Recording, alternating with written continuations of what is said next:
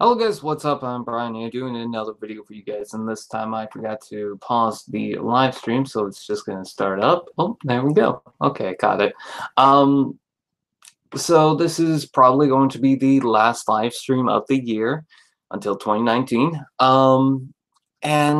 Yeah, I'm here trying to film a review right now. Actually, I'm trying to charge my battery right now. It's still not fully charged. I can't film at the same time while I'm waiting for that to charge, unfortunately. Yeah.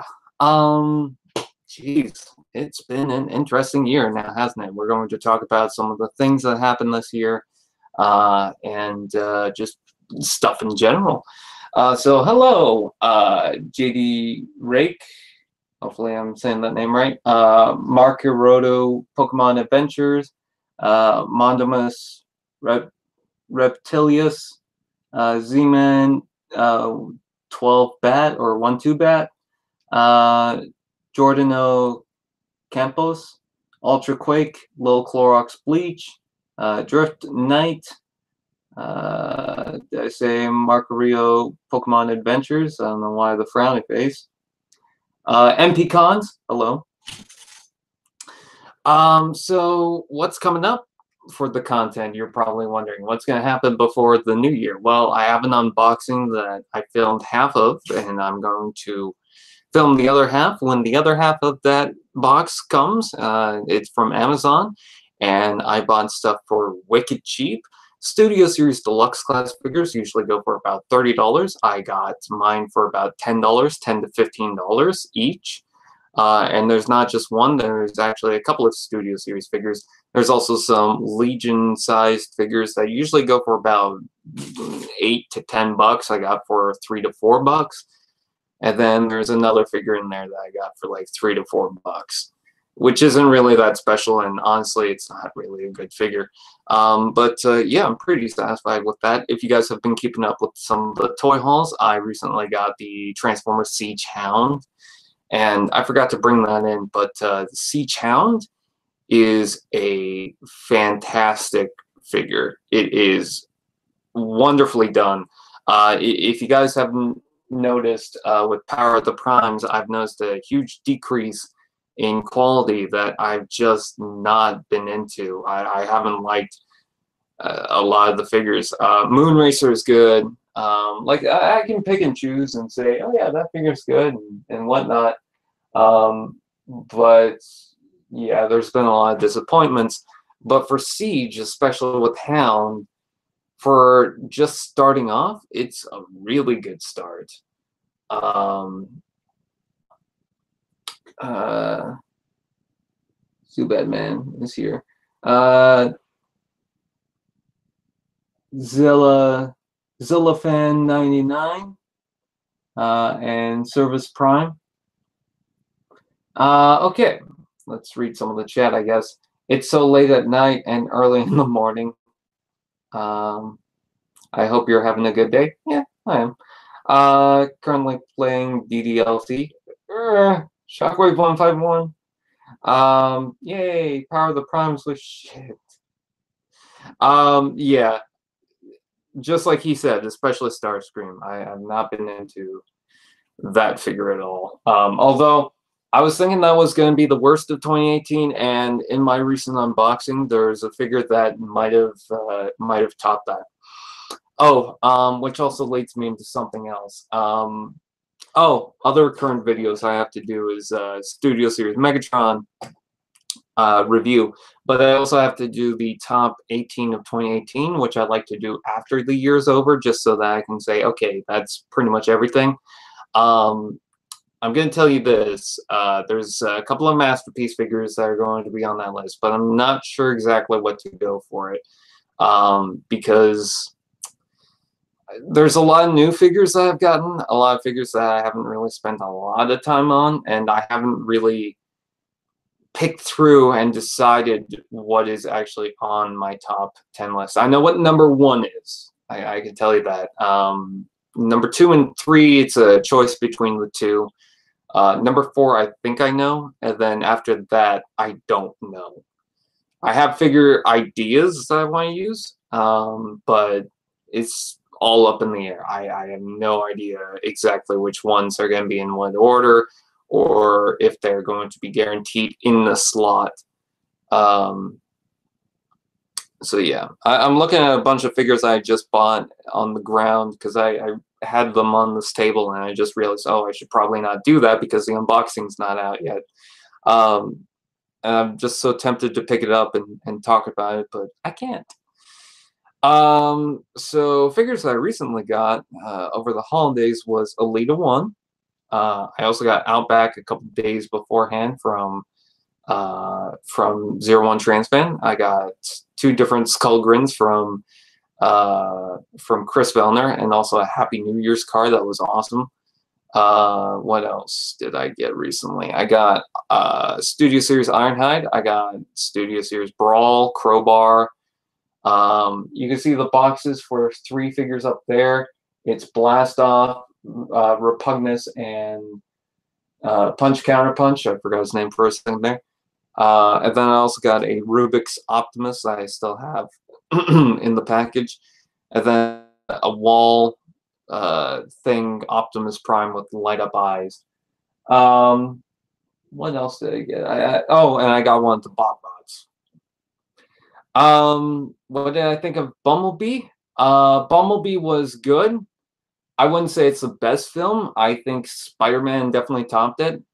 And it's unfortunate that it came out around now when it's got so much competition. Aquaman, Spider-Man, there's another film, Mary Poppins, and no one's really been taking in Bumblebee anymore. And it's mostly because of the films that came out previously. Some people just don't expect good things from it.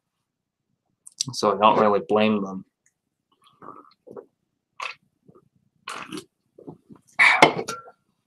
Grimlock Toy Destroyer. Hello.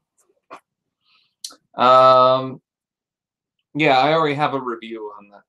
Yo, I got that red alert sorted. Yay! So that's something that's going to happen next year, or we're planning on doing it next year, hopefully, if everything goes well. Is the short ideas that I had that I wanted to make like a series of short videos that were also like other people were involved, just to kind of expand on content and see what we can do with that. Me and Pecans are kind of working out something.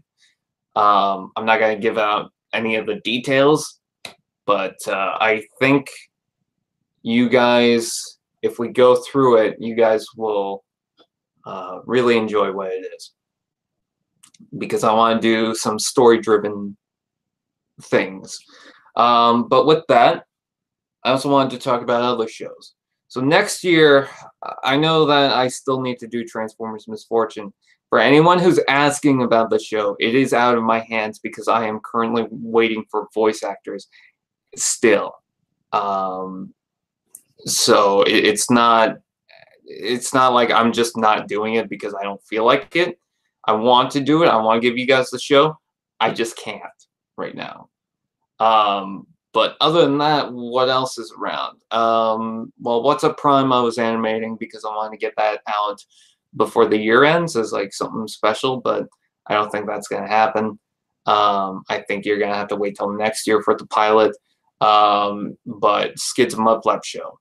I was kind of rushing at it, thinking, okay, I want to get that done, the pilot done this year, but it doesn't seem like that's going to happen. And I was thinking, okay, well then at the start of next year I'll get the pilot out. But now I'm thinking maybe I should just do the whole season and then publish it by then as a weekly thing. Because I don't think that would be a problem. I would be at no rush for it. Canadian Reviewer. So I got a lot now to do on that show. And hopefully I'll continue to make more reviews. I mean, I got a whole bunch of Studio Series, a couple of Cyberverse figures. I have the Shockwave, and now I have another figure that I could potentially review. and completely destroy because it sucks. And then also the Prime Wars trilogy figures. But I think what I'm going to do is, because I was working on a lot of reviews that I wanted to get done by a certain time, I'm just going to work and start off on some small reviews. So maybe some Legion size Transformers toys, but we'll have to wait and see. And then grow into like the bigger Transformers toys. Just because it's easy on me if I do that. Because in 2018, I tried to write down certain reviews, or I tried to put stuff out by a certain deadline. And in doing so, I kind of delayed a lot of the projects and a lot of the reviews. And it just kind of sucked because I was so late on a lot of them. Because the problem is that at the time I want to do those reviews, and then later on it's like, do I really want to do those reviews, or do I want to do something else?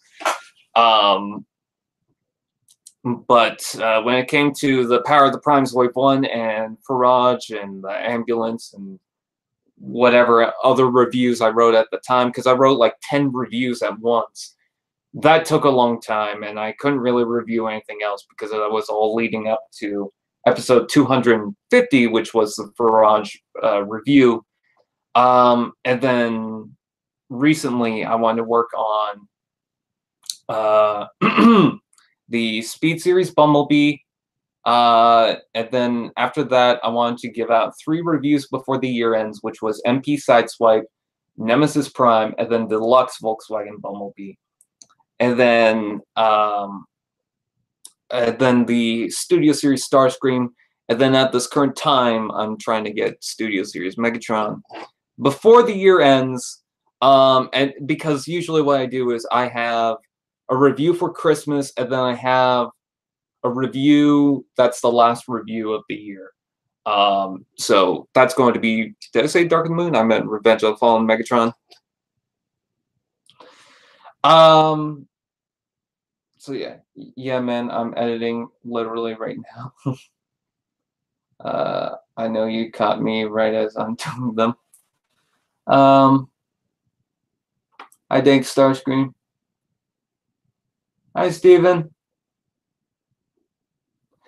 So yeah, what else do I need to talk about? Okay. So I'm working on those reviews in retrospect, or just to sum it up, I just want to do reviews that I feel like doing at the time. I don't just want to write a ton of reviews at the same time and then take a while doing it. I just want to do whatever I feel like.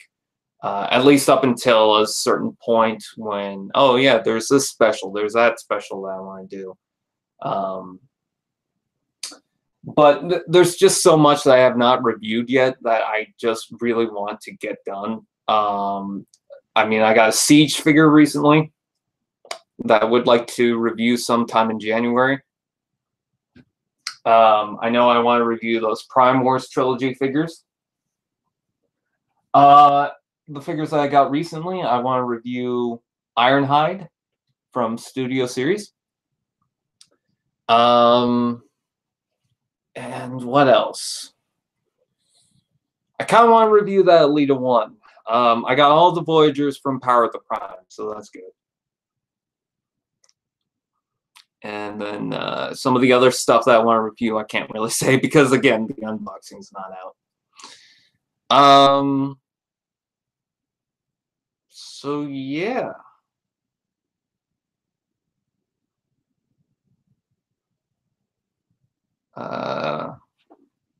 Oh, you guys are talking about Cyberverse. Hello, Lunar. Hello, Doran. I can't say your last name. I'm sorry if I forget people. Jason Star Prime. Cooper Green. I'm just going to say hello, everyone. RC tit upgrade thing. Okay, I get why some people are upset by that. I gotta be honest with you, I took it as a joke. I really did. I mean, someone was posting pretty much the same idea with different body parts, and I still laughed at it because I thought it was just a joke. Again, I get why some people are upset by that, but I also think that there's worse things going on in the world. Is this really worth anyone's attention? It's not really going to succeed. You know, how many do they think they're going to actually sell? So, yeah. And I pretty much was talking to someone that was just really getting upset by it. And I was just trying to explain. Well, I took it as a joke. They were clearly feminists in SJW because every time I would post something about it, it'd be like, oh, well, you're a white male and shit like that, mansplaining. I even shared the video where H3H3 said, just because you are offended by a joke doesn't mean that the joke is inherently offensive. And their only response to it was, yeah, but a white male's saying that. So for someone who's saying, oh, mansplaining and whatnot, I like the fact that she decided that she was going to dodge the argument that he was making because he was a white man. And that's it. Like that's the whole argument. You know, not taking in anything that he's saying, just the fact that he's a white male. That's all the argument was.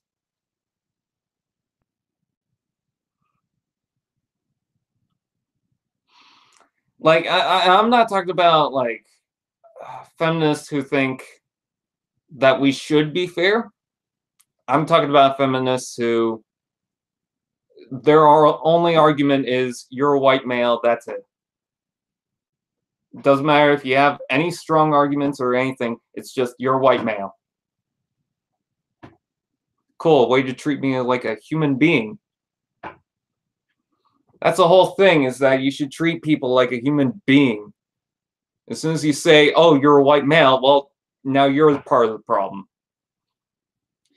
Hello, TF Reviewer. I know you came in at a really interesting time.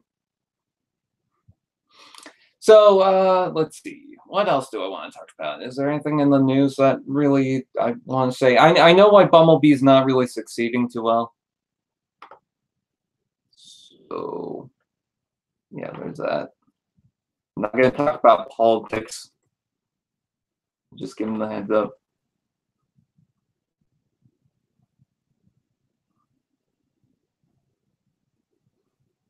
Hello, Chicken Fried Steak. That is the best username ever. Fine, SJG. What is your... Should I just send it to your Twitter? I'm gonna have to because I have no other way to send it.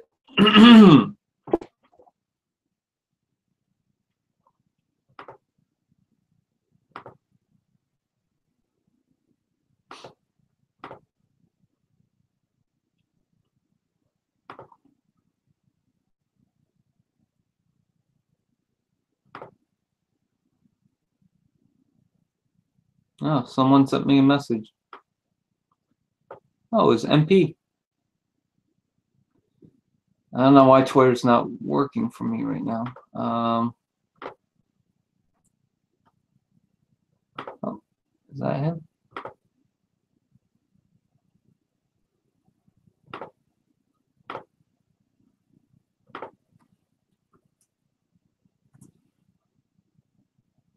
There you go. Ooh. Just give me a sec, guys. I'm sorry. I'm just trying to do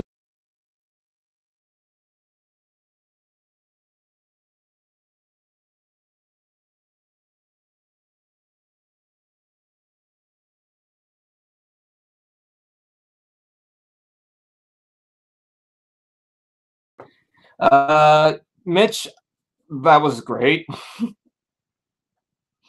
Let's see.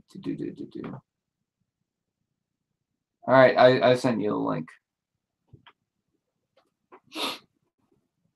I heard rumors about a Cybertron movie. Are they real? They're considering it. It's in the works, but I can't say that they've actually animated anything or found a director or whatnot. It kind of depends on how well the Bumblebee movie does. I think if we're going to get a Cybertron film, I'm gonna say that its release should be summer of 2020. I don't think it's gonna be a 2019 film. How was your Christmas this year? It was all right. You know, it was quiet, which that's fine. We actually went to my grandma's and I fell asleep. I felt so bad.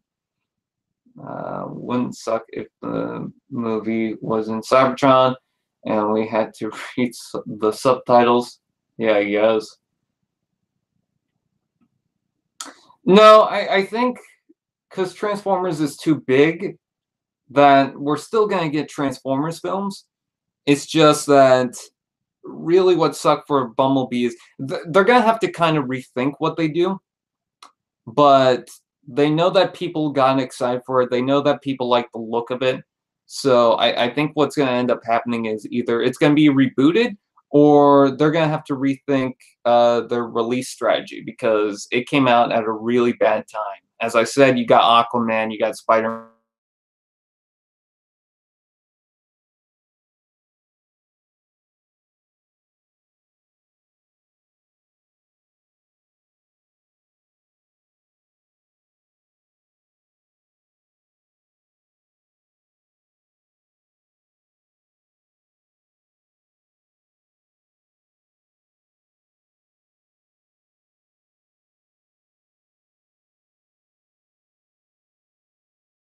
Uh-oh.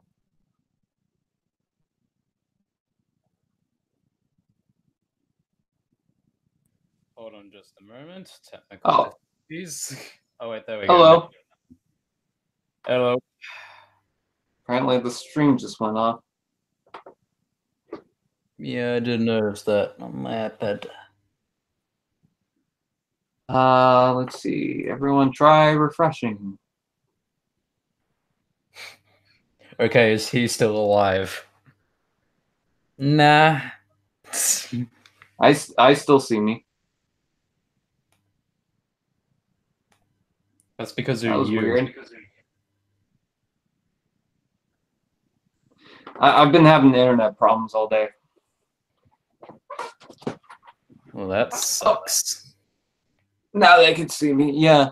All day I was all day for like an hour I was on a Skype call and it just kept on shutting off for some reason.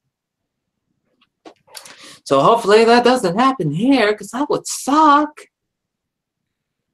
The only internet problems I've been having is trying to connect to Sea of Thieves servers.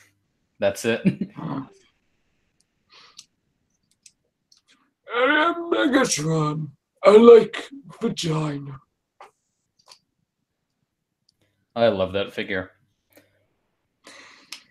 It's alright, I guess. I have problems with it. I like Studio Series Ironhide more. Mm-hmm.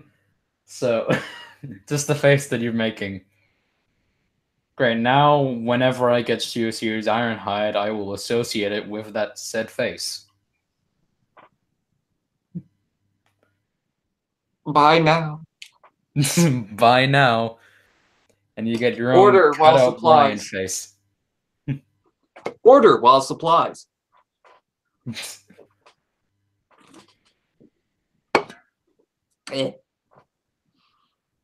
I would be such a bitch if I was drinking alcohol. I wouldn't be able to take it.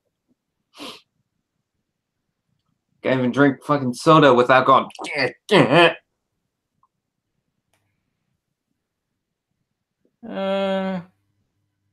Well, considering that I'm not at the legal drinking age yet, I can't give an opinion. I am and have been for 5 years. Wink. The drinking age out here is 19, not 21. Or actually, it might be 18. Well, in Australia, it is 18. You got that touch. You got a power. I came. So one day I randomly just. No. Maybe. No. But I came up with basically like ways to switch up the lyrics and made them so incredibly bad. You touch a boy. No, it was close. You get arrested. You got the touch. You got a tumor.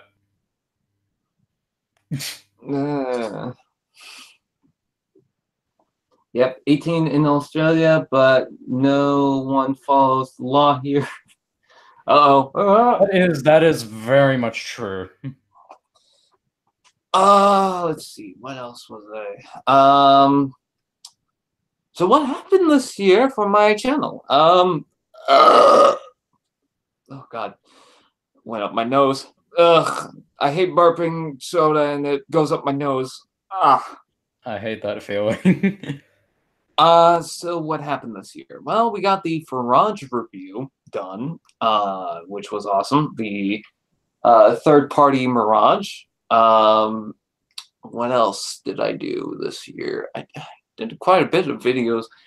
We tried getting the Insane Asylum back up to normal speed, even though we had a huge break, like 5 months. Yeah, I noticed that. It was an incredibly long time, and the whole time there was going, they're coming back at any point?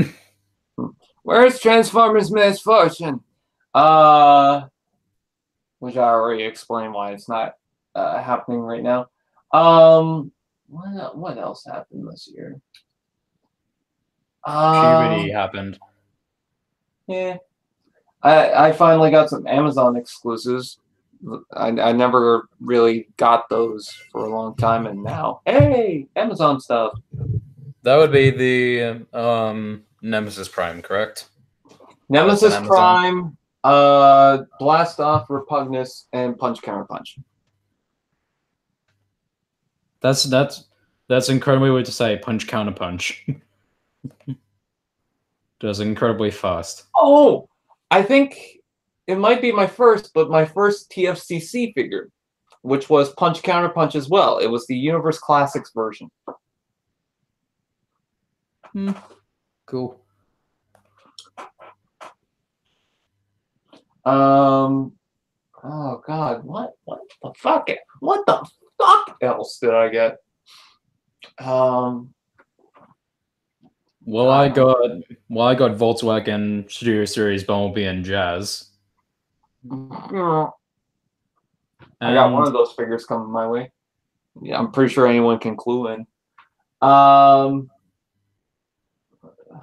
I do have to say, off of your review, because I hadn't even opened the box yet, and you were talking about the transformation, and I was getting like worried and everything because there's that tab with the backpack.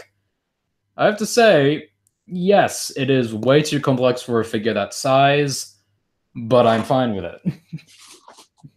I would be fine with it, but there's too much getting in the way, and I couldn't handle it. I had to do something. I had to fix a lot of the issues. Right now in my hands, I got one of the figures I got from the unboxing. I can't show you. But let me tell you this. It's a secret. It's a Cyberverse figure, so you're gonna know which one it is. And it sucks balls. Much like a majority of Cyberverse. Yeah, but this figure, I thought, okay, maybe it's kind of cool. It has a little gimmick that I thought was kind of fun. No.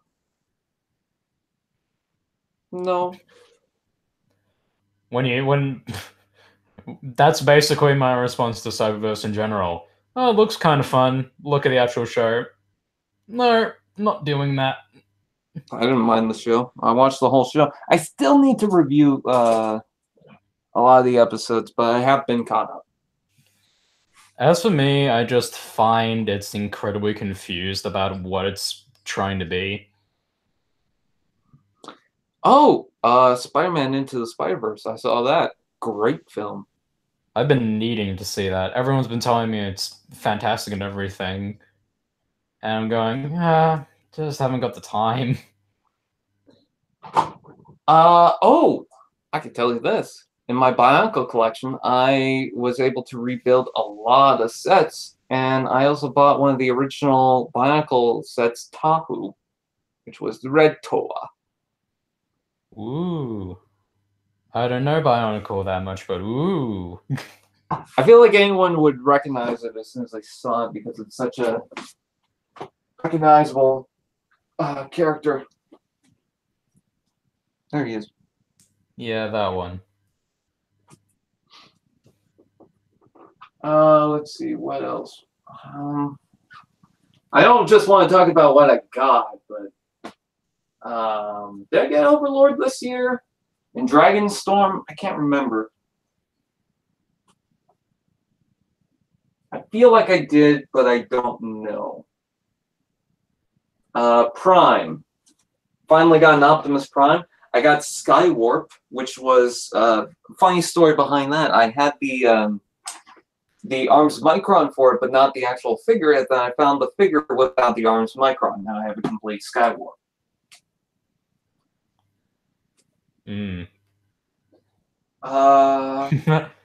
Cliff Jumper dies into the Spider-Verse. Also, I didn't want spoilers in the Bumblebee movie and Spider-Verse. Just saying. Yeah. I know a lot of people who have not yet seen the film yet. What else did I do this year? I don't know what else I did this year. Got more Masterpiece figures. That's always good. I bought a couple of things from Lazy Eyebrow before he moved out. I got the backdrops I use, and I got MP10, and I got Wheelie from him. Titan's Return.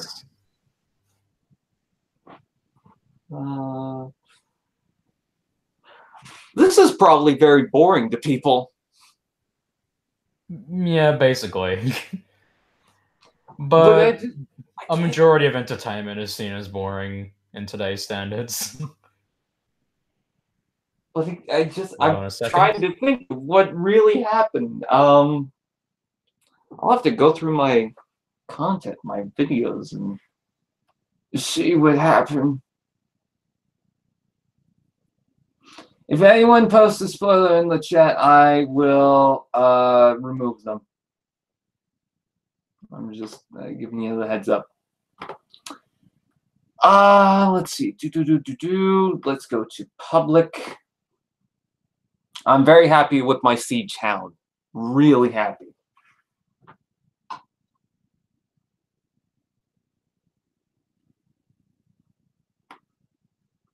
Unboxing. Okay, so, well, obviously the Bumblebee movie came out, which was great. Right, I'm back. And yes, the Bumblebee movie is by far the best Transformers film out of them all.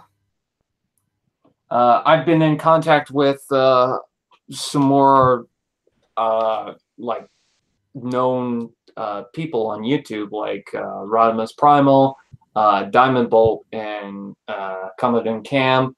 And coming up, I will be in a video from the Raging Nation. So that's all good. There was a peak with my content where I had to take a break because I was moving stuff around. And I just didn't feel like doing videos at the time as well. Just because, well, the move just took a lot out of me. Yeah, that was kind of a dark time because I was, not because of anything depressing, but because most of my content was just updates. To the point where when I stopped really pushing updates and was making my normal content, I later made just another update, just a quick one, and someone said, "Why are you making all these update videos? You're going crazy with them. I miss the old content." Meanwhile, I had just made a ton of videos from my old content. So I don't know what the hell they were talking about. I guess they were trigger happy on that. But yeah. I finally did one of the Insane Asylum animateds.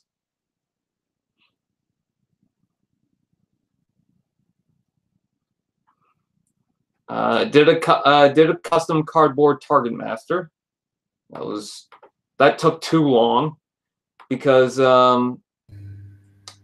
like it should have been a quick little thing to build because it's so tiny, but for some reason it took me a month to build.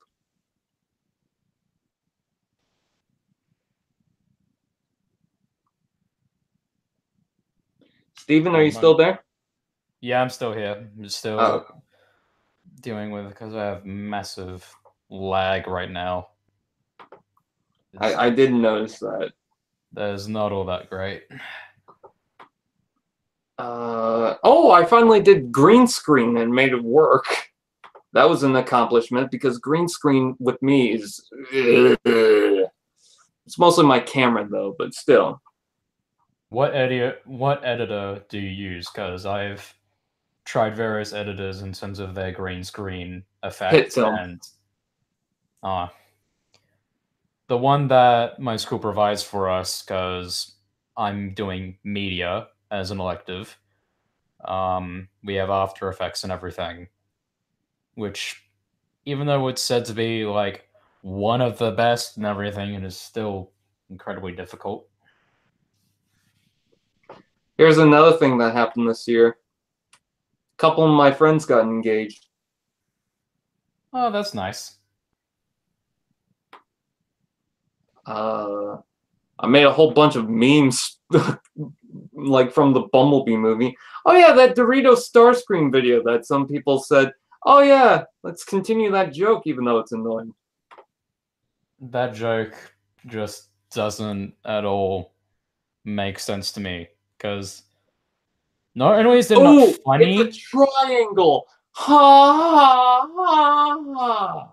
Yeah, but now, like, all opinions and bias aside, because I really like that design and look, because it really fits for Starscream, you do realize that Starscream is a jet, of which has that triangle shape.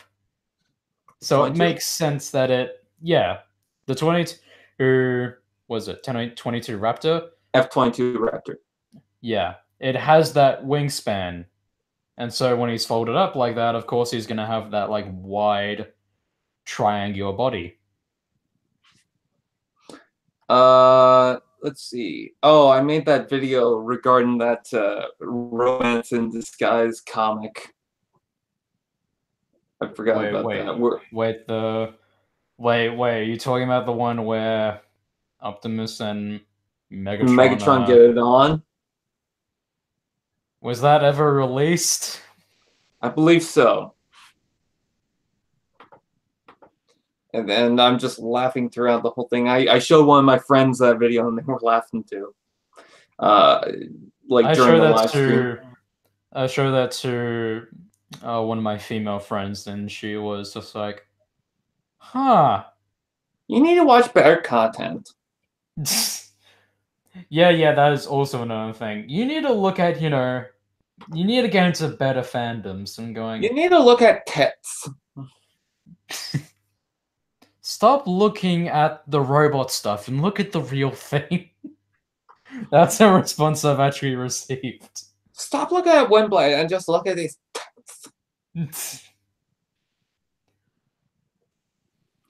Let's see. There was a fire on the mountain. That was something. Oh, the whole Blitzwing thing. Oh, God, I hated that. And what... Now I'm happy that they did put, like, they did change out the colors for that one model on Cybertron. But at the same time, it's incredibly unnecessary, and the whole point they put it in is due to a sheer amount of toxicity, which is utterly disgusting. I don't think toxicity like that should ever be rewarded. Like, again, a lot of people like the character, and I know that Starscream. Yeah, it's just it looks so much like Starscream, though. Yeah, I get that, but heck, you can say that for a lot of things. Like, a lot of Transformers can look similar. Like, there's this one yeah, character... but I mean, out of all the characters, Blitzwing, who should be a triple changer, like I understand the argument that, oh well, you know, that was Generation 1 and characters have changed over time and whatnot, but yet they had one triple changers in the film, but yet Blitzwing wasn't one of them, and two, if they wanted to call it Ramjet or Thrust or hell even Dirge, you can call it whatever you want. I don't think anyone would care, but why Blitzwing? I'm not sure specifically why Blitzwing. I think that, you know, it would have been better if they picked, like, Ramjet or Thrust or something along those lines. But I feel like that I now really like the fact that Blitzwing is associated with that look for some reason. There's just something about it that I just really like to think, yeah, that's Blitzwing. He's not a triple changer, but in my mind, that's Blitzwing. Okay, I need to mention this. There is a Seeker on Cybertron that is actually Starscream, which I think is funny because Travis Knight also made the point that saying, well, Starscream had such an iconic design that we don't want to mess with, but then they also threw him into Cybertron anyway, so I thought that was kind of weird. Yet again, that would be due to the backlash. Sorry for interrupting. I don't think that was due to the backlash. I think that was just that was something they were doing anyways. My speculation, and this could be wrong, is that the reason why Blitzwing looks like the Secret design is so that they were really pushing for the Cybertron scene. Oh yeah, because all of them were basically the exact same. Yeah, exactly. But anyways, I need to make this point. The one on Earth is Blitzwing. The one on Cybertron is Starscream, and then you got Thundercracker. Apparently, Dirge is in there as well. There's also like Thundercracker and Acid Storm. Maybe. Probably. I mean, they weren't named, but the ones I can really point out, he did confirm Dirge. He did confirm Starscream, and there's one that really does specifically look like Thundercracker. Like it's got the right tone of blue. It's got red. So it's the one that I think like in the TV spot, like Optimus slams down to the ground. I think. Yeah, and then there's also a bunch of Seekers which I didn't really notice right away, but their colors, most of them have this like kind of sand purple or something like that, or close to it. I didn't really realize this, but that was like the original Generation 1 Seekers. In the first couple of episodes, you had the generic Seekers that were all like those colors. But anyways, that's not the point that I'm trying to make. People are arguing that it's not Blitzwing, and the one on Cybertron is not Starscream or something like that. Like, people are constantly arguing about this, despite the fact that Travis Knight himself has said, that's Starscream, that's Blitzwing. So, yeah, like, when the person... I know that people have been saying that, or comparing that to the Brawl, Devastator, and Demolisher thing, but that was kind of like a last-minute change in the film, and even then they went back to calling him Brawl. In fact, in concept art, his name was also Demolisher. But here's the thing, Blitzwing, in his final name, in the credits, and in promotion, has always been Blitzwing. And Travis Knight himself has said that that is Blitzwing. So, you know, if you want him to be someone else because he was never named, that's up to you. But then that's your headcanon. That's not legitimate. Not official. That's not objective or anything. That's not how it is in the film. And to anyone saying that, oh yeah, well, maybe he is still a triple changer, he just didn't transform into the tank. there's no signs of any tank form. He transforms into the same seeker style as the rest of the characters. Like, if you want to say he could transform into the tank, that's fine, but there's nothing in the film that says he did or he would. Yeah. But then there are like the prequel comics that by the film themselves have stated aren't canon due to the fact that Exactly. I've even stated that the comics themselves aren't canon. I think it's silly for people, to be honest, to take the comics as canon to the overall films. If you just want to look at the comics as like in addition to the films, that's fine. But the people who produce the films are also not the same people who produce the comics. They don't rely on the comics. And while yes, there can be connections back and forth and everything, it is very unlikely that the directors, writers, and producers are looking at that spare material. It's the same thing as when they were trying to push War for Cybertron and Prime to be in the same continuity, but it was just different people working on different projects, and they weren't really tied in. Yeah, they had some things that were kind of similar, like, oh yeah, Dark Energon is in this, but the same thing could be said about some other different Transformers stories that also have Dark Energon. Is that really canon? You know? It's like War for Cybertron, Megatron. Hey, I've discovered Dark Energon. Then in Prime, hey, I discovered Dark Energon. Like, you don't need there's that, things just don't tie up. Which is kind of... Sorry, go ahead. Which is kind of something that I'm having an issue with in terms of the Bumblebee movie, in the fact that Travis Knight has really been pushing on kind of like the idea that it's somewhat connected to the 2007 film, and somehow the 2007 film alone, which I'm perfectly fine with, as I do view the 2007 film in a high regard. It's my favorite childhood film.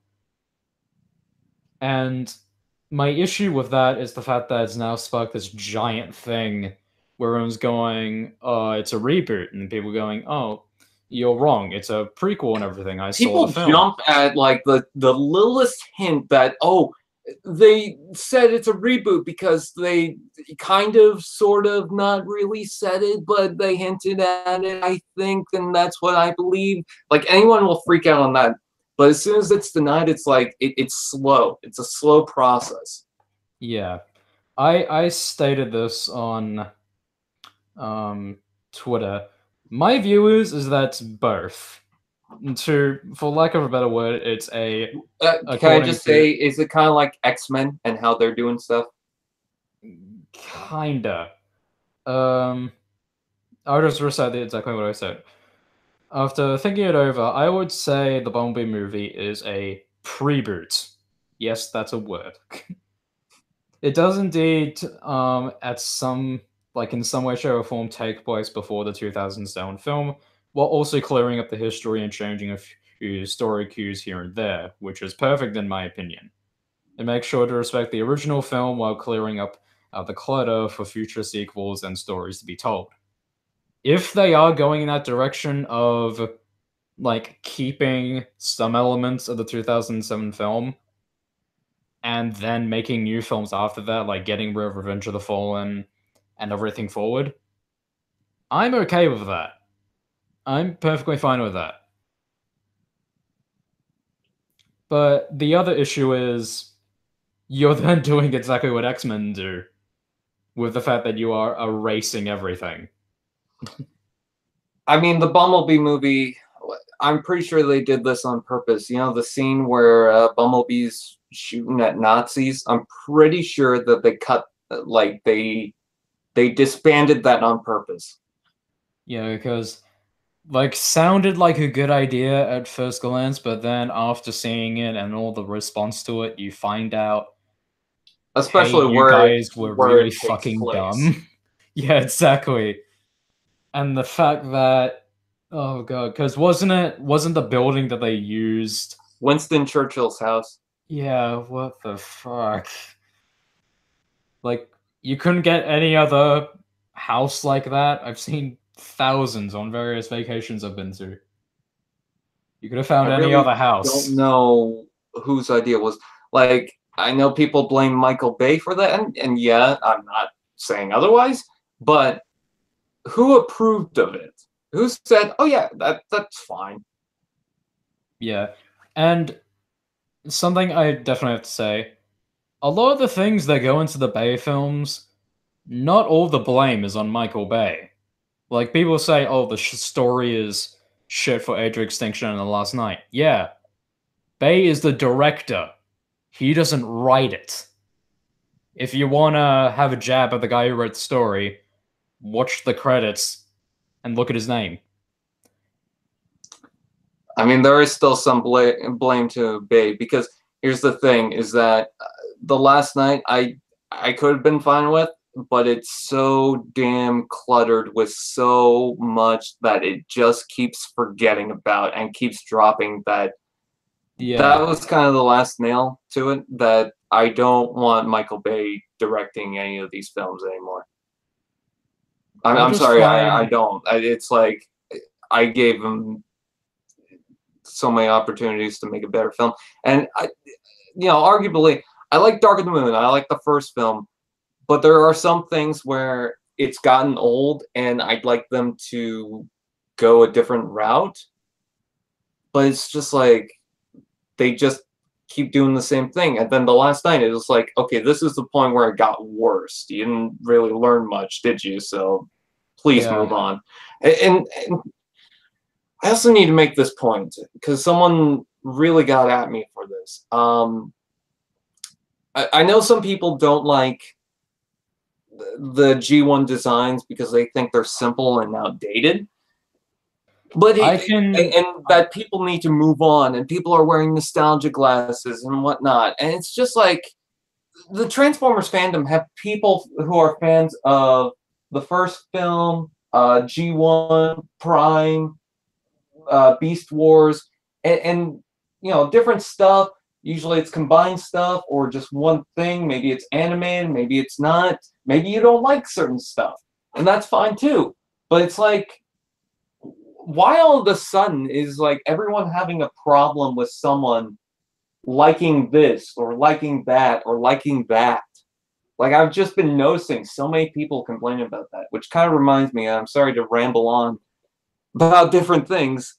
Um, Kind of reminds me of this comment that I saw about the Bumblebee movie on a very negative review. I won't say who it's from, but one of the comments that was in response to it is the reason why these people like the Bumblebee film is because it's loud and obnoxious and explosions and action and fighting and whatnot. And I never replied to it, but I really want to go back and say, actually, that's the reason why I hated The Last Night. And I like Bumblebee because it's not just loud, obnoxious, and blah, blah, blah. yeah.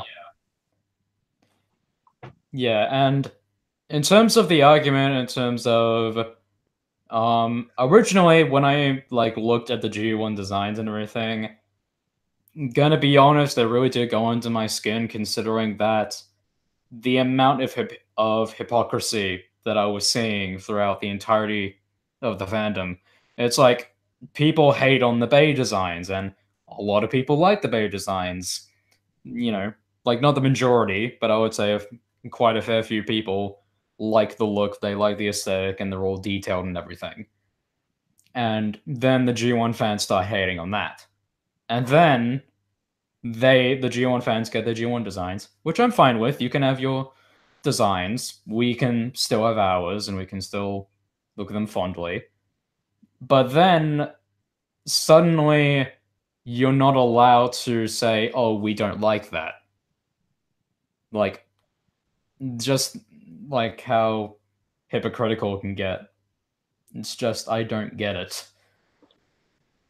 And then in terms of that comment that you stated where it was loud and obnoxious and explosions, no. No. Like, I'm pretty sure that's from a guy who didn't see the film. Oh yeah, guaranteed. Which is hilarious because the critic that I talked about said that people started liking this film immediately and praising it before even watching it. Like what I hate about that comment is that it's judging people on the merits that he just assumes that this is what people are doing. But it's like, no, like it could suck or it could be good. I have to go in and watch it. I'm hyped for it, but I would have to go see it. Yeah, like when you like think of that, we're not saying it's like the second coming or anything. We're just excited for it. We like what we see thus far, and we're allowed to be excited. That's that's one of the things. Like people saying like overhyping things, it's like no, we're just excited for it. That's a basic human emotion.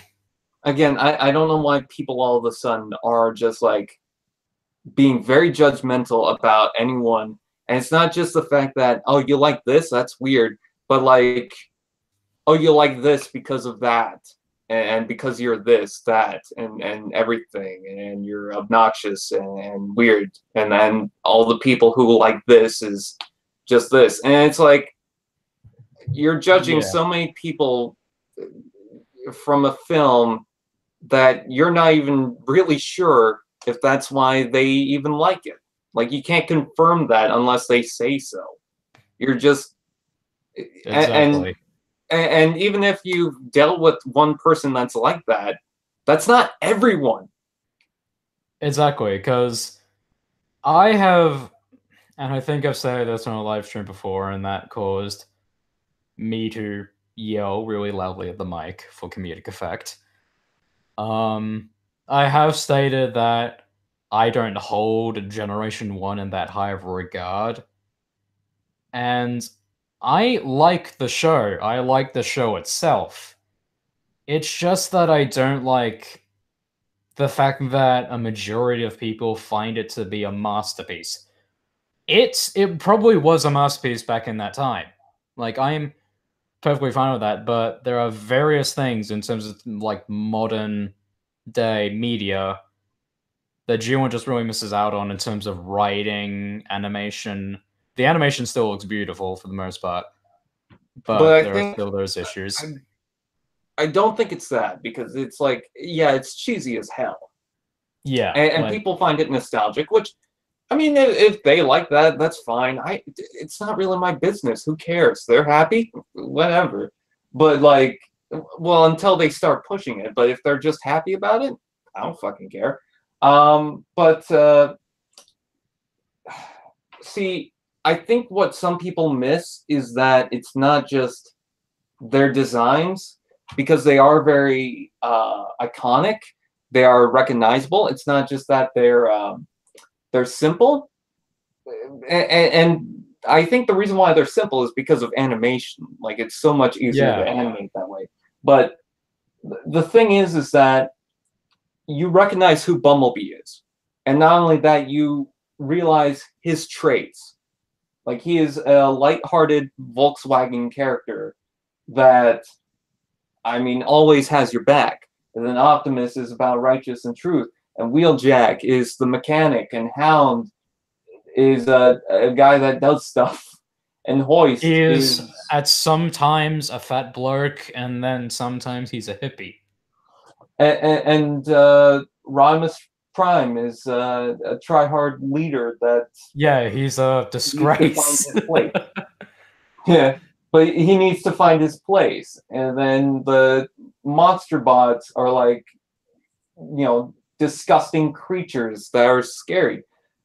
And that's the thing. I think the problem that I have with the Bayverse is I like some of the designs, but I think they missed the mark on what made Transformers so special. It's not because of, and well, not just because of transforming robots. That's cool, but other franchises have done that. What made Transformers special is that with that idea, they made iconic characters. They made great characters. They made recognizable characters that anyone can know, that anyone has a favorite, whether you're just a distant, viewer who saw Bumblebee and he's lighthearted and funny and you like him, or Optimus Prime because he's a big tough guy, or you're really into the collection and you like, let's say, Thundercracker, or or maybe Moonracer or something like that. I'm really trying to stretch for a character, Yeah. but because I'm just looking at my collection. Or Tailgate. Tailgate's a better example. The thing about that is that you have so many different characters that are very recognizable just by their traits and their character. And I think the problem with the Bayverse is they didn't see that. And they just saw transforming robots. Hey, cool. Let's just do transforming robots. Not for every character, but for a lot of it. It's yeah. like, I would say they more did that for the Autobots than they did the Decepticons. And I have come up with a new perspective in terms of that. Very much so for Dark of the Moon. A lot of people like say that all of them look grey. I would say for the drones and everything and the protoforms, yes, they're incredibly grey and they do look very similar, but that's kind of the point. It is kind of the point, but I mean, when you compare, I'm just gonna say it, when you compare it to the Seekers, yeah, they're also very generic, but they're also very colorful, so you can kind of pick out a favorite in that too. Yeah, you know? But I've explained this and I went through this with a whole bunch of my friends. I basically have now viewed Transformers in this set of, in terms of kind of like the original trilogy, as kind of like Star Wars. You have the Autobots that are all diverse and colorful for the most part, and have kind of like those dynamic looks to them and shapes and sizes and vehicle modes.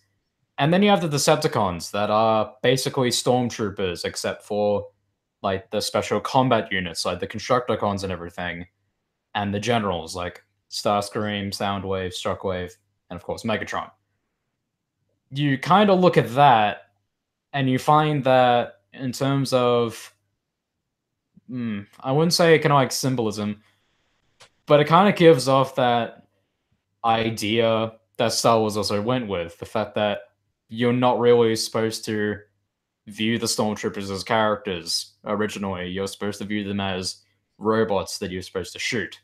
Yeah. The Autobots are meant to be more human. You're supposed to care about the Autobots, not so much for the Decepticons. But also the Decepticons were kind of iconic too. Like, you had the drones. I'm not saying anything against the drones, but you also had some pretty iconic characters like Soundwave. I barely even remember is even in Dark of the Moon. Yeah. And I will say that is one of the biggest issues. The fact that the Decepticons have not been given as much character. But thankfully, we got ourselves Shadow and Dropkick, which, if I had to nitpick, at no point on screen do they say their names, which is incredibly disappointing.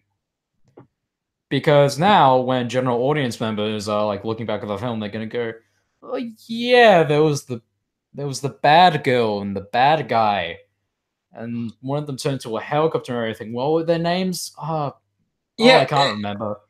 I will say that I didn't really catch that because I mean I knew it beforehand. But what I will say is this: is that someone said that we don't need everything to be G1. I agree with that. Yeah, I very much agree with that. Here's the thing with the Michael Bay universe is that some of the characters just looked so generic and was like a one-note character that was just thrown into the film. But like, let's say Shadow and Dropkick, those are pretty new. I mean, Shadow's very new. I don't believe she's had a toy beforehand. Which, by the way, now that I think of it, I really wanted to get that toy and repaint her as Silhouette and Shadow Striker. I'm not talking about the Cyberverse version. But anyways, and then Dropkick has had figures in the past too. But yeah, he was one of kind of like the 2007 film figures, which I realized. Yeah, then he had other toys as well. But anyways, like with those toys, they were very different. But what worked for them is you can tell what their character were, and they were colorful and they had something to them, which is their triple changer ability and the fact that they could work off each other. Yeah. So, I mean, that has a lot more character and a lot more intrigue than Soundwave that just looks like a drone. Yeah. And here's my thing. Okay. To anyone who says that we should move on from G1, it's not like we haven't or never have. Take, for example, Beast Wars. Beast Wars is pretty much got none of the characters from Generation 1. It is based off them. I mean, you can see Cheetor, Bumblebee, Optimus Primal, Optimus Prime, whatever. But then you have a bunch of other characters like Dinobot, Rampage, and other stuff, Inferno, that weren't really specifically based on different characters. Yeah. And very much my favorite series is Transformers Prime. So. Yes, that is by far, I think, the best Transformers show ever. Because I feel like, and this is something that Cyberverse needs to get right. Cyberverse, I don't feel like, has a great balance between serious moments and comedy. And I get it, Cyberverse is meant to be campy, but it's a bad case of campy. Because they do have some dark moments, though. Yeah, they have dark moments. And example, Blur being like rusted away. That but doesn't it more or less work. Just happens. Yeah, it just goes so quickly. Like the Blur death would have been great if it took longer, and if that was the end of the episode. They didn't have that bit where Bumblebee, oh, I'm just gonna bump my head and everything because it's 0G. He should have been upset by the fact that he realized that his friend had died so long ago. But no, instead he just bumps his head and then move on. Yeah, that's because with Prime, it knew when to separate comedic moments and like serious, like actual stuff that was going on. You were able to like separate that. Yeah, you actually freaking cared. Throughout all of Cyberverse, I have never cared about a single character. Kind of like when Blade, but I don't really give a shit. I have basically in my head, I have been begging for someone to shoot Bumblebee in the mouth again. I hate Bumblebee with the radio. Yeah, and I'm not talking about like in the films or, which by the way, I think the Bumblebee film did a good job in doing. But I'm not just talking about in Transformers Prime or in general, but it is so annoying in Cyberverse because they got one guy to do different voices and it's like so specific and there's no flow to it. It doesn't work. His impressions are very off because he's just trying too hard to make himself sound different, but it just doesn't work. But when he's in the mindset and he's just using his normal voice, I'm fine with that. Yeah. I will say, and this is quite a sad thing about Cyberverse, a lot of the only good scenes are on Cybertron. And that's because either one, Bumblebee isn't talking, or Bumblebee just speaks normally. And the majority of the show takes place on Earth. And another issue that I have in terms of Cyberverse, do you mind if I go with this? I guess.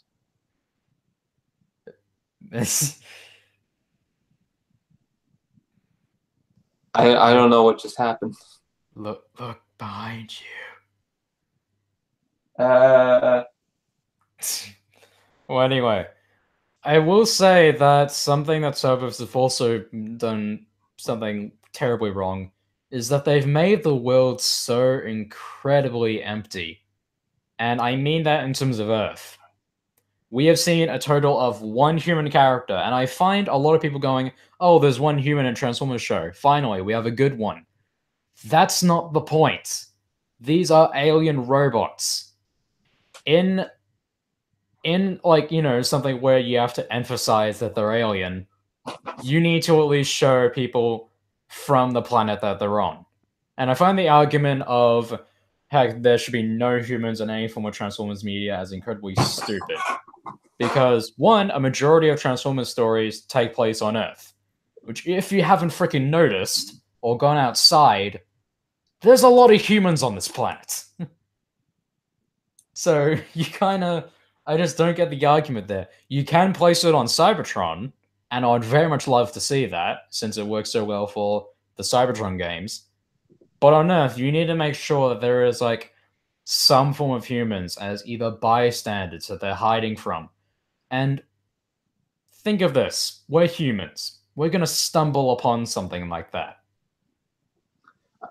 I will say this. I believe MPCon said, but say if the designs met in the middle, inspired by G1, but also new and a little different, I just get fed or just get a tad annoyed when G1 fans blow it off and say it's not G1. Yeah, I get that, but I get that, and in a way they should move on, but at the same time, like, if they like G1, that's fine. It's just they shouldn't make it a problem for anyone else.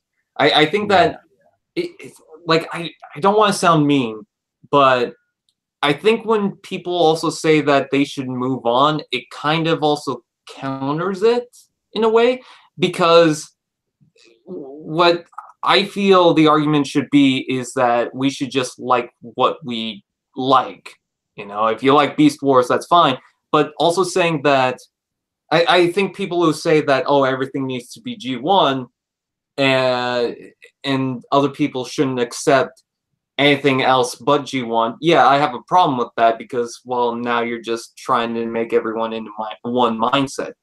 But if you're saying that at the same time, and I don't want to sound mean, that those people should also, or not those people, but G1 fans should move on, I kind of feel like that's also kind of saying, not saying the exact same thing, but kind of making the same argument. And it feels like you're just trying to tell people that they should, like, they should move on to, like, the films or something like that. I'm not saying that's what the chat was saying, but I have seen it where it goes aggressive, you know, the other way around as well. And to the thing of, like, where people should, or where we can let, or we can have something that's close to G1 or has G1 traits, but doesn't need to be completely the same as G1. Let me point this guy out. Soundwave from Transformers Prime. He doesn't have the aesthetic of the original, except for he does have the crown, and I guess he's blue. And he does launch out Laserbeak, but he's still recognizable as the communications officer, but he's got these long arms, he's very spindly, he's very creepy, he's very silent in the in the show, and I think they did a really good job at this portrayal because it still feels like it can be Soundwave. You know? Yeah, and I feel like that's important to find a good... I feel like that the Bumblebee movie has done a good job in that in terms of finding a middle ground between the bare aesthetic and mixing in classic elements. Like what I was saying, Shatter and Dropkick is very busy in their designs, but they're more accepted because they are very colorful and you can tell who they are. You can get an idea of what their traits are and how they act. You know, they are by far the best Decepticon characters we've had in the movies. I just wish we had a little more time with them just doing whatever. You know? I heard that a lot of people are now considering, like, either in canon or their headcanons, that they were a couple somehow. I don't see that. What the hell is with that? Like, I guess, but no. Like, no. Because the majority of it was just Shatter barking at Dropkick to do stuff. And it wasn't even that much. It was just like, and it wasn't that aggressive. It wasn't like, oh, you idiot, you failed me, blah, blah, blah, blah, blah. It was just like, well, Dropkick's kind of aggressive, and Shatter just says, hey, do that, I guess. Like, here's the thing of the Michael Bay films is that everyone seems to be so aggressive to one another. Like, it's always like just arguing. Like, no one can get along. I wouldn't want to hang out with these people because they seem like such assholes. In Bumblebee movie, you get some genuine characters. Even the Decepticons, they got along. So. Yeah, for the most part. It's really now something that I guess you can say is a nitpick. I'm questioning why it is that it was Soundwave, sort of kind of like leading the charge on Cybertron, because I get that it's Starscream who's second in command, yet not at the same time due to how untrustworthy he is, but at the same time you have Shockwave there, which I believe is somewhat higher in command. I don't know. I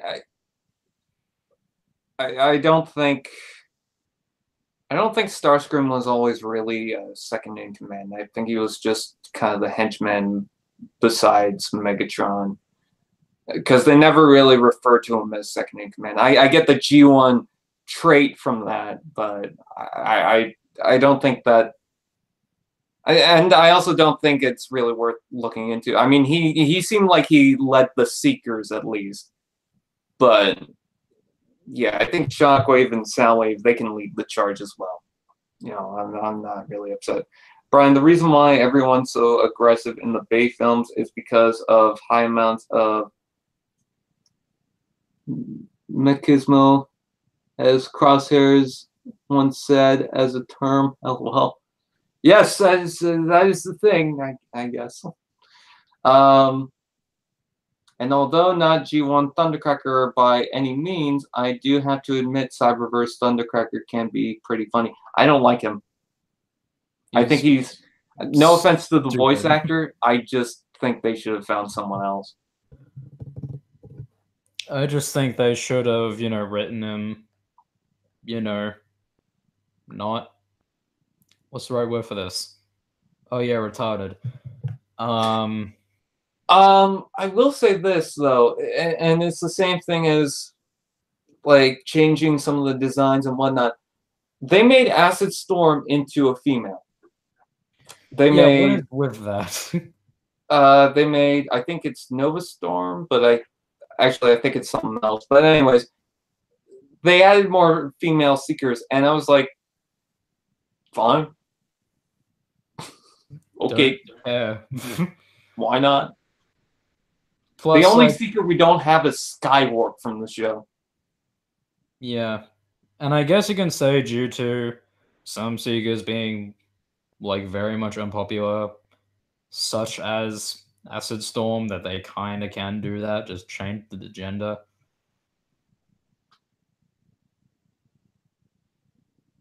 Yeah, the aggressive tone of the films, I get that, but like, I'm not just talking about how, Bumblebee ripped up Ravage or pretty much tore down Rampage or anything like that, or Devastator, how he got shot, and explosions and whatnot. I mean, my favorite part of The Last Night is the last 5 minutes where shit just goes nuts.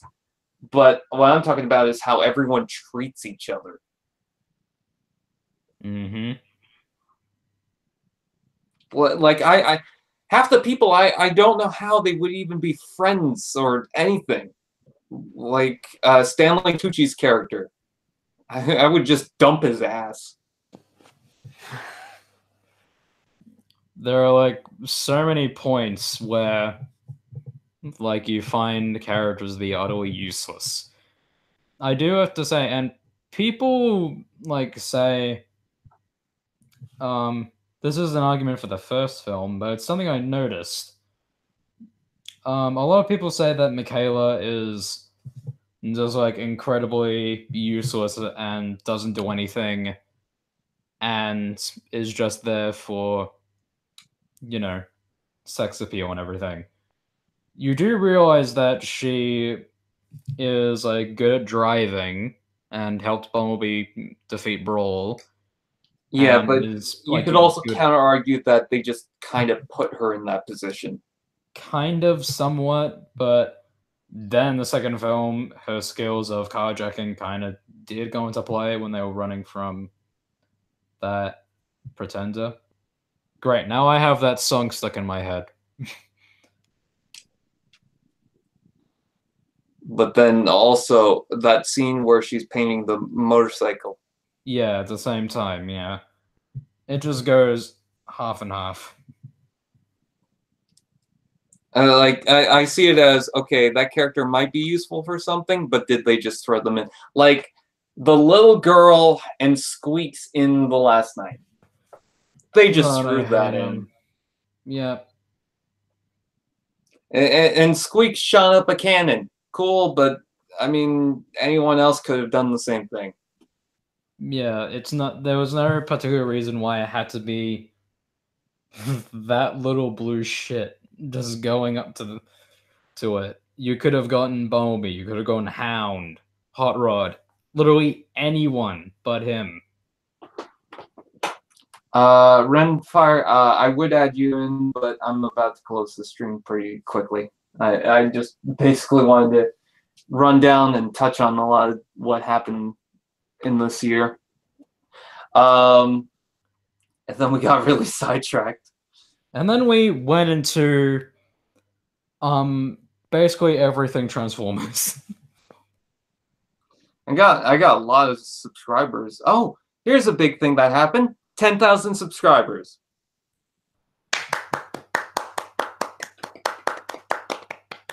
I wanted to get to 10,000 subscribers for a long while, and now I did. And I suck. Let's see. Do I have to say congratulations on that? Yeah! Started animating a pilot for a show. That was cool. And then I forgot to do anything about it. I was in the middle of the movie. Wait. When you mean kind of like animate a pilot, would that be for the What's Up Insane Prime Asylum stuff? Or oh yeah, What's Up Prime? That thing. That thing. Yeah, I just remember it as the one where Optimus Prime is Trump. That was an animation test, and some people are like, why the hell would you make him Trump? That is so evil and whatnot. And I'm just like, why not? Yeah, just why not? And the fact that it was like that quote specifically, like I love that quote so much. I hate him to death, but I just love how he phrases it. Yeah, a small loan of $1 million. Cassette player Face Off was also an animation test with Blaster versus Soundwave. Yeah, I did see that. Oh, I reviewed a very rare Transformer toy. It was the Creo Warriors Series 2 Army Bumblebee that apparently didn't really get a huge release because it was at the tail end of Creo. So if that's anything anyone cares about, there you go. Ooh, United Scout Class Rumble and Frenzy. I also reviewed that. I forgot I did. Let's see. A lot of toy hauls, a lot of before it's out videos. Yeah. I want to branch out to do more shows and series. You know, something that people will really get into and really love to watch. I want to actually create some stories, not just comedy stories, but just stories in general. For me, I'm very much focusing directly on the short film that I'm making. That was like my #1 priority, but I do have other ideas of stuff to do. I plan at some point to discuss like maybe some form of review of the Bumblebee movie, but I'm not sure how to work that. I may, kind of like those ones where it's kind of like this film a year later review. Yeah. I feel like I'll do something like that because I feel like as much as I love like movie reviews, I find that seeing it kind of like first time is not a great way to truly like define a film. Oh, that's why my review of Bumblebee was just rambling. Yeah, I find that a lot of reviews are basically rambling. If I'm going to make a review, I will get the actual DVD, or in this case, Blu-ray, and Uh, then go through it. uh, New logos came out this year. I forgot about that. For T-Fan Page 101 and then Canadian Reviewer, brand new logos, intros. Then there was something else that came out this year. Oh, I promoted a website, and yeah, I actually got something out of that one. That was in the collection video for last year. Now, this is the big question I have, and please write in the chat what you think I should do. I know I haven't really been focusing on the chat too much. What I want to ask you guys is, Brian, I've got some ideas I'd like to share with you sometime. Yeah, that's fine. But anyways, so usually at this point in time, I do a whole collection video update, just showing everything. But I already did one a couple months ago before I actually fully moved into this place. So my question to you is it worth doing a collection video again? Or do you want a new collection video, because it's so soon, or do you want a new collection video that also shows my new setup? Because that one showed the old one. Would you like to see the new one in full, or should I just wait a little bit longer, or hold it off to next year? I personally would say wait. I wouldn't say a whole year. I would just say like when you just get a couple more figures down the line. To go a whole year would be kind of bit of a Well, long wait. I kind of like to do it at the beginning of the year. So that's why. Yes, please do a collection video showing the new setup. It's worth it. In all honesty, who do you think is your least favorite? Okay, that's not answering my question. Never really cared for Hot Rod. Okay. No, now. Yeah, I'm not saying I won't do top 10 or top collection video. I'm just talking about this. I'll want. I think yes. If only Hasbro would. Okay.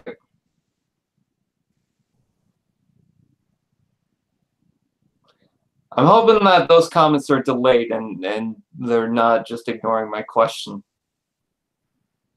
Yeah, that's a problem with live streams. A lot of people basically just talk to one another instead of the actual person. Which is a big issue, but it's YouTube, where everything is cruel.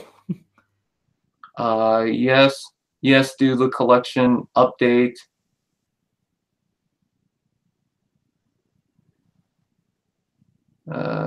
Do what you want. Yeah, I would ultimately say it's up to you.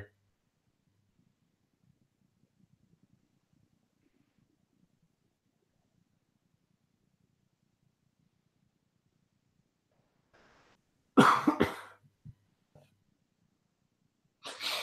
just do it. Do it. Do it. Do it.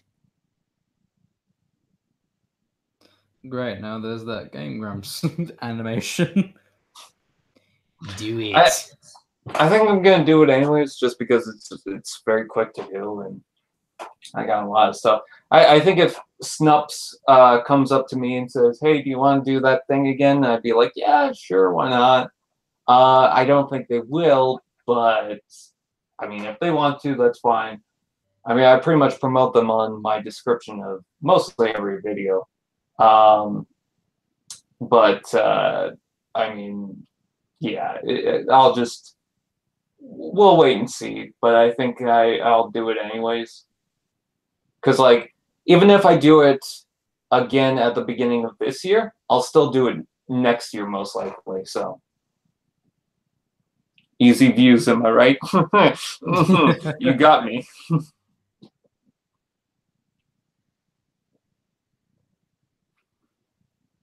Yeah. A lot of people were discussing the Optimus Solo film. I would not say that they would be doing an Optimus Solo film.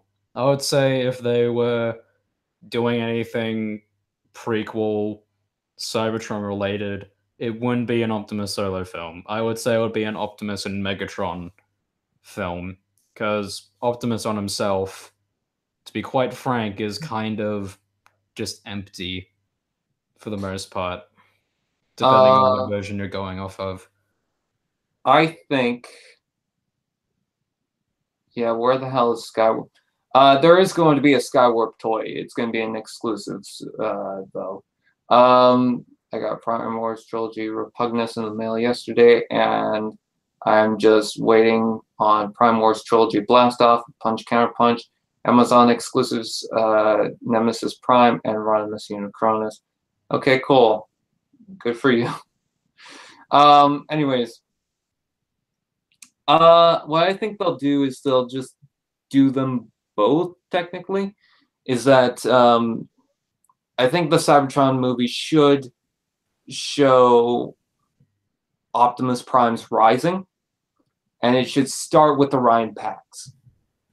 I would say this is just my idea.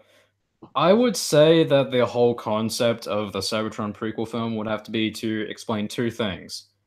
One, how it is that, what was it like between kind of like Optimus and Megatron from the very beginning? Like, how exactly were they these said to be in majority of the continuities like brothers, like great friends?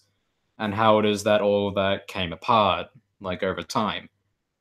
And two, I really do want them to show the beginning of the war, because we've seen the middle and everything and the end, of course, but we've never like seen like a definitive beginning to the war.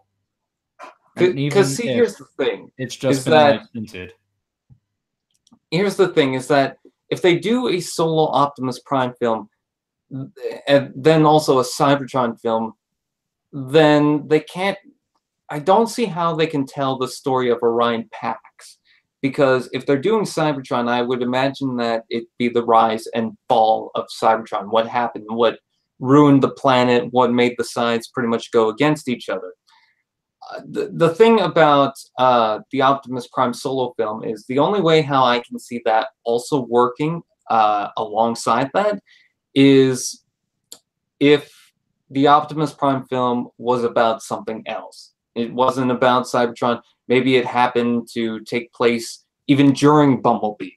You know what I mean? Because they mentioned that Optimus Prime,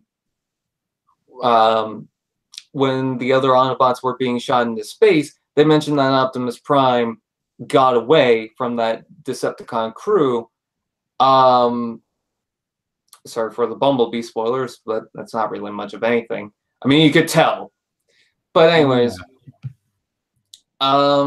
so it's like, okay, maybe tell the story of what happened to Optimus Prime during that time.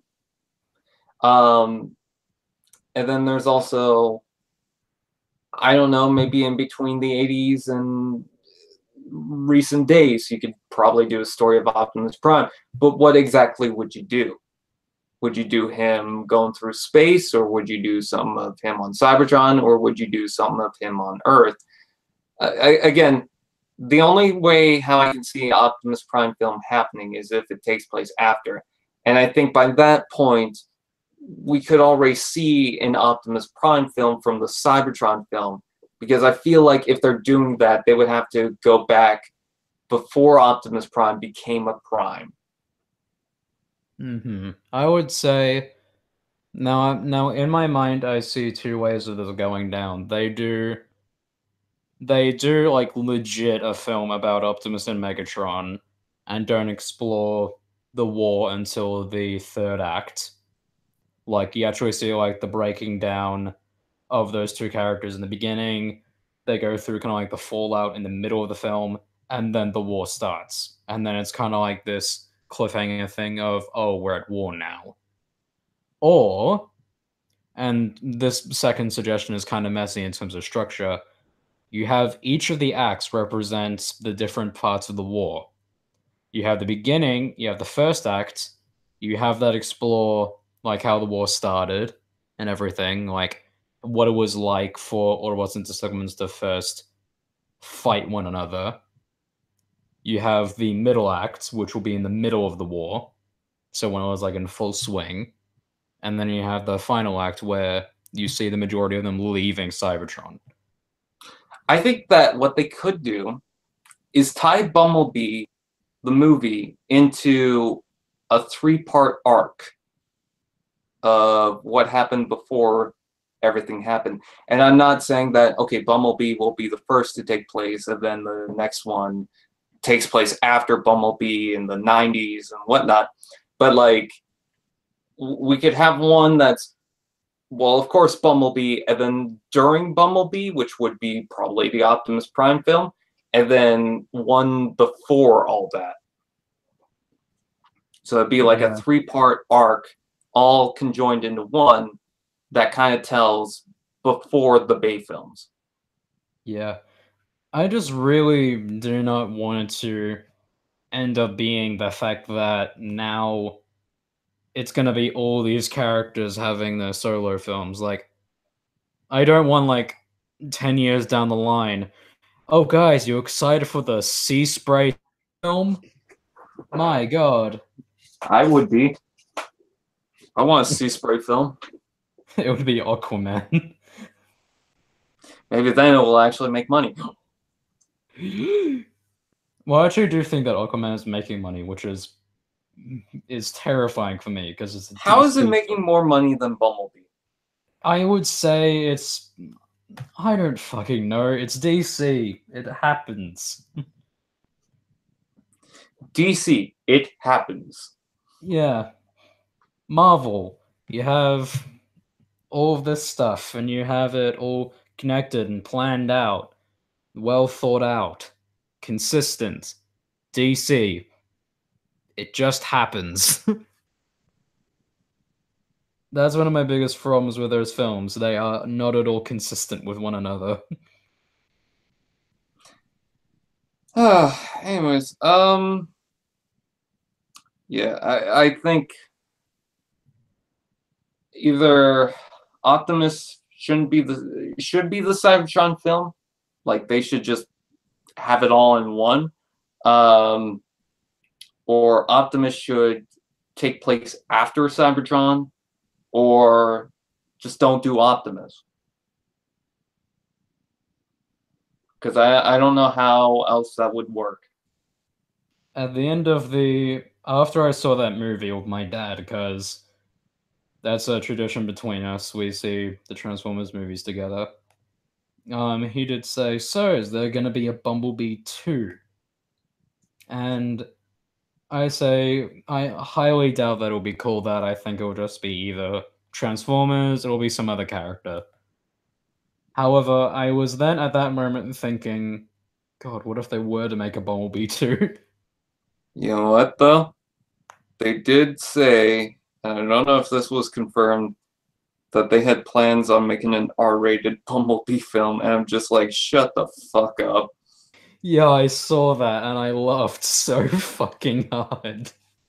Why? Because Logan did it? I'm just imagining that, though. Like, how would you do an R-rated Bumblebee film? Bumblebee says, how the hell do you say hurry the fuck up in Chinese? That's a quote from Age of Extinction. Yeah. Anyways. I do have to say that, and this also connects in terms of who's responsible for the bad shit in the Bay films. There's a behind-the-scenes video of Revenge of the Fallen where Michael Bay comes up with the idea of Devastator having balls. It is literally, it's him talking to the guy, and he goes, so you know how they all like all construction vehicles and everything? What if like for the cranes, you know, like those big ball things, you just have them underneath and they are churning up and down. It's just what the fuck. See, that's the thing that I was talking about, is that like they just don't seem like they really understand Transformers characters. You know, and I'm not saying that for every character, but like what made those characters iconic. It wasn't Devastator's balls. Doomslayer says, what about a... Why no. Doomslayer Prime says, what about an R-rated Grimlock film? That was another thing that I was going to bring up, is that look at the Dinobots. They all look the same. But an R-rated Dinobot film, how about an R-rated Starscream film?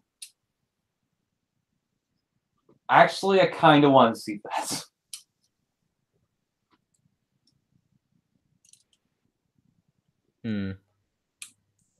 I'm just interested in terms of what they can come up with. A lot of people, because a friend of mine made a joke that, like, when Travis Knight is referring to the first film, he isn't referring to the 2007 film. He's referring to the animated 1986 film. So Bumblebee is connected to the 1986 film. Why? I don't know, G1. Why not? Okay, so I'm gonna call it a night. I gotta film this review, and it's already pretty late. So, Steven, where can they find you? They can find me on YouTube. They can also find me on Twitter, which is linked to my YouTube. My YouTube is literally StevenJG. Nothing else in my Twitter is @BrotherAtOdds. And if you need me for voice acting or anything, go ahead. I've been doing a lot of that, and I'm working on my own projects currently. That's all from me. Oh, someone pointed out I want to see a Wreckers film, and not just like the Top Spin Leadfoot Roadbuster. I want to see all of them. Give us Springer. I want to see it. I really want to see an animated Last Stand of the Wreckers, like a motion comic. If only Spider-Man wasn't trying to get the rights to the animation style somehow. I would like to see Last Stand of the Wreckers in that style. I very much agree. Okay. So there's a bucket up there of toys. So with that out of the way, that's pretty much it. I thank you guys for watching. Please like, comment, share, subscribe to all those fun doodads. Hopefully, you know, you guys have a happy new year. And hopefully you'll like whatever content I produce. And I just realized I've had one of these Zamor ball things on my floor, and I was wondering, where the hell did it come from? I think it came from one of my Bionicle sets. There we go. Okay. Anyways, with that said, thank you guys for watching. Yeah, I got chips, and they're gonna be delicious, hopefully. Oh god, a burp. Yeah. And I will see you guys next time. I'm professional. Aren't we all?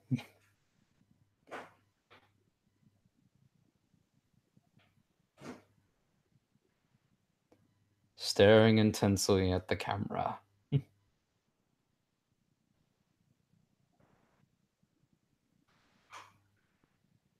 Brian.exe has stopped working.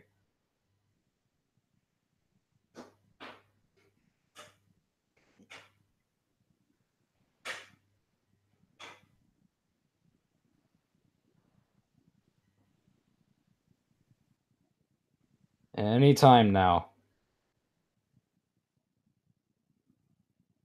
Seriously, dude, I gotta go. Like you have to end it up at some point.